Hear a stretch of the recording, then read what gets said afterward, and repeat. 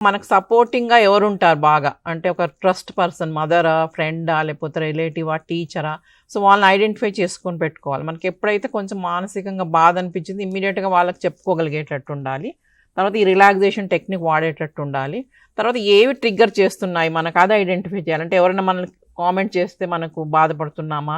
లేకపోతే academic stress తోటి బాధపడుతున్నామా? అంటే ఎగ్జామ్స్ అప్పుడు ఎట్లా ఫీల్ అవుతున్నామా? అంటే ఏవి ఐడెంటిఫై చేసుకుంటే దాన్ని వర్కౌట్ చేసుకోవాలంటే అందరికీ అన్ని స్ట్రెస్ఫుల్గా ఉండవు.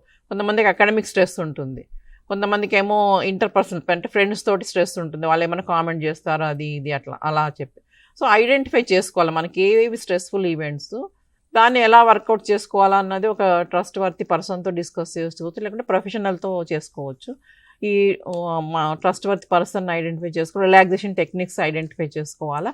ఇమీడియట్గా మనము ఆ పర్సన్ అప్రోచ్ అయ్యేటట్టు ఉండాలి. ఆ పర్సన్ అంటే ఎక్కడో దూరంగా ఉన్న పర్సన్ కాదు, మనకి ఎవరైతే అవైలబుల్ ఉంటారో మన చుట్టుపక్కల ఇంటి ఫ్యామిలీలో కానీ స్కూల్లో కానీ అట్లా ఉన్న వాళ్ళని ఐడెంటిఫై చేసుకోవాలన్నమాట.